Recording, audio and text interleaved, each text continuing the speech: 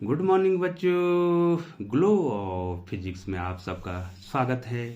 प्यारे बच्चों, 380वां फैक्ट जारी है और साइंस फैक्ट और या साइंस जीके की इस सीरीज में जो ये वीडियो चल रहा है उसका जो पहला फैक्ट है वो है रेडियो सक्रियता की माप जीएम काउंटर से की जाती है। बहुत इंपॉर्टेंट है, रेडियो सक्रियता की माप जीएम काउंटर से की जाती है। अगला फैक्ट है आपके स्क्रीन पर है बच्चों, जीवाश्म जो मृत पेड़ पौधे आदि की आयु का अंकन कार्बन 14 द्वारा किया जाता है। बहुत ज़्यादा इंपॉर्टेंट है, कार्बन 14 जो कार्बन का समस्थानिक है उसके द्वारा जीवाश्म मृत पेड़ पौधों की आयु का अंकन किया जाता है। अगला फैक्ट, आइंस्टीन को 1921 ईस्वी का भौतिकी में नोबेल पुरस्कार दिया गया। आइंस्टीन को कब दिया गया नोबेल पुरस्कार? 1921 ईस्वी में दिया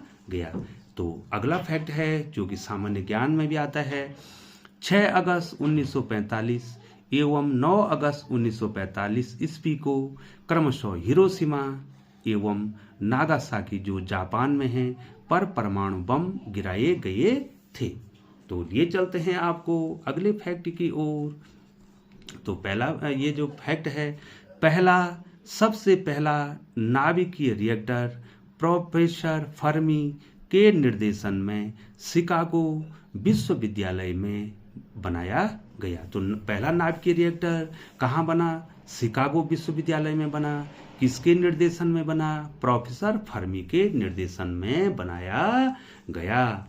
अगला फैक्ट आपकी स्क्रीन पे आता हुआ बच्चों, नाभिकीय रिएक्टर में ईंधन के रूप में यूरेनियम 235 या प्लूटोनियम 239 का प्रयोग किया जाता है। बहुत ज़्यादा इम्पोर्टेंट है, यदि आपने नाभिकीय रिएक्टर में ईंधन के रूप में यूज करना है, प्रयोग करना है, तो आप यूरेनियम 235 का यूज करेंगे ईंधन के रूप में या प्लूटोनियम 239 का प्रयोग करेंगे। अगला फैक्ट है, बहुत इंपॉर्टेंट है, आपको बोर्ड के जो छात्र हैं कक्षा 12 में उनके लिए भी ये पूछा जाता है। नाभिकीय रिएक्टर में मंदक के रूप में भारी जल, नाभिकीय रिएक्टर में अगर मंदक का प्रयोग करना है तो भारी जल या ग्रेफाइट की छड़ों का प्रयोग किया जाता है। मंदक नाभिकीय रिएक्टर में न्यूट्रॉनों की गति को धीमा करता है। जो ये मंदक है बच्चों, ये नाभिकीय रिएक्टर में जो न्यूट्रॉन्स हैं उनकी जो गति है उसको क्या करता है? मंद करता है। तो कौन कौन है मंदक कौन कौन है? एक तो भारी जल है और दूसरा ग्रेफाइट का प्रयोग नाभिकीय रिएक्टर में मंदक के रूप में किया जाता है। तो लिए चलते हैं आपको अगले फैक्ट की ओर। अगला फैक्ट है, नाभिकीय रिएक्टर में नियंत्रक छड़ों के रूप में कैडमियम तथा बोरॉन की छड़ों का प्रयोग किया जाता है। बहुत इंपॉर्टेंट है, नाभिकीय रिएक्टर में आपने नियंत्रक छड़ों के रूप में किसका प्रयोग किया जाता है बच्चों? कैडमियम या बोरान की छड़ों का प्रयोग किया जाता है। अब ये नियंत्रक छड़ें करती क्या हैं, ये अगले फैक्ट में आ रहा है बच्चों। तो ये है बच्चों अगला फैक्ट, क्या कह रहा है? नियंत्रक छड़ें विखंडन से उत्पन्न 3 नए न्यूट्रॉनों में से 2 को अवशोषित कर देती हैं। प्यारे बच्चों, जो नियंत्रक छड़ें होती हैं ये नाभिकीय विखंडन में क्या करती हैं बच्चों? 3 न्यूट्रॉन बनते हैं नाभिकीय विखंडन में, नए 3 न्यूट्रॉन बनते हैं।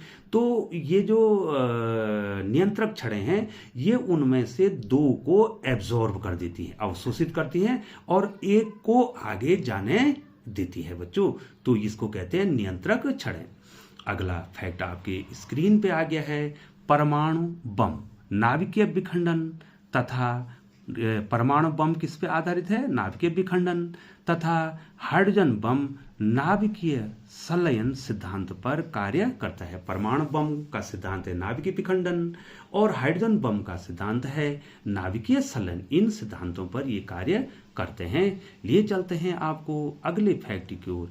हमारी मंदाकिनी, जिसको दुग्ध मेखला या मिल्की वे कहते हैं या आकाश गंगा और इसकी सबसे नजदीकी मंदाकिनी देवयानी एंड्रोमीडिया सर्पिल आकार वाली मंदाकिनी है। तो हमारी जो मंदाकिनी है उसकी सबसे नजदीकी मंदाकिनी क्या है बच्चों? उसको देवयानी एंड्रोमीडिया है। और किस आकार की है ये? सर्पिल आकार की है। लिए चलते हैं आपको अगले फैक्ट की ओर। तो अगला फैक्ट है, हमारा सौर मंडल दुग्ध मेखला या मिल्की वे या आकाशगंगा नामक मंदाकिनी का सदस्य है। हमारा जो सौर मंडल है वो किस में आता है बच्चों?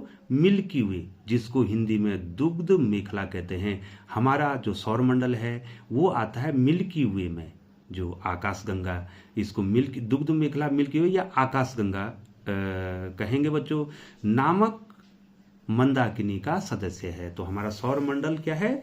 मिल्की वे का एक सदस्य है। तो लिए चलते हैं आपको अगले फैक्ट की ओर। तारे मुख्यतया हाइड्रोजन एवं हीलियम के बने होते हैं। जो तारे होते हैं बच्चों वो किसके बने होते हैं? हाइड्रोजन और हीलियम के बने होते हैं। तो लिए चलते हैं आपको अगले फैक्ट की ओर। सर्वप्रथम मिचेल ने कृष्ण छिद्र ब्लैक होल के अस्तित्व की कल्पना की थी। तो प्यारे बच्चों, जो ब्लैक होल है उसकी कल्पना सबसे पहले करने वाले वैज्ञानिक कौन है? मिचेल। इन्होंने सबसे पहले जो कृष्ण छिद्र या ब्लैक होल है उसके अस्तित्व की कल्पना की थी। तो प्यारे बच्चों, ये जितने भी जो हैं साइंस फैक्ट आपको बताए जा रहे हैं, ये विभिन्न जो प्रतियोगिता जो परीक्षाएं की जो बुक्स हैं उसके कलेक्शन से आपको बताई जा रही है बच्चों। और मैं उन बुक्स के आपको आज जो है नाम बताऊंगा, जिन बुक्सों के कलेक्शन से मैं आपको ये साइंस फैक्ट या साइंस जीके की बृहद श्रृंखला बता रहा हूँ। आपको उसका ज्ञान भी हो जाना चाहिए बच्चों। तो सबसे पहले आता है बच्चों ल्यूसेंट सामान्य ज्ञान, और दूसरा है बच्चों जो है किरण वन लाइनर अप्रोच सामान्य विज्ञान, और तीसरा है बच्चों ल्यूसेंट सामान्य विज्ञान, और चौथा है विद्या सामान्य ज्ञान, और अगला है रिमाइंडर सामान्य ज्ञान। तो इतनी बुक्सों के कलेक्शन से, और जो एनसीईआरटी की जो 10th की साइंस है, 9th की जो साइंस है, 11th की जो साइंस फिजिक्स है, और 12th की जो फिजिक्स है, केमिस्ट्री है और बायोलॉजी है, इनके कलेक्शन से जो हैं आपको ये फैक्ट बताए जा रहे हैं। प्यारे बच्चों, यदि जो हैं जो हमारी श्रृंखला चल रही हैं इसमें कहीं लिखने में कोई अशुद्धि हो जाती है बच्चों, तो आप हमें माफ़ कर देंगे और आप कमेंट सेक्शन में ज़रूर इसको देखेंगे। वैसे ग्लो ऑफ फिजिक्स का निरंतर ये प्रयास रहा है कि अशुद्धि न हो। विभिन्न बुक्सों के अध्ययन से जो है आपको ये श्रृंखला बनाई जा रही है बच्चों। तो प्यारे बच्चों, चैनल पर बने रहने के लिए आपका बहुत बहुत धन्यवाद।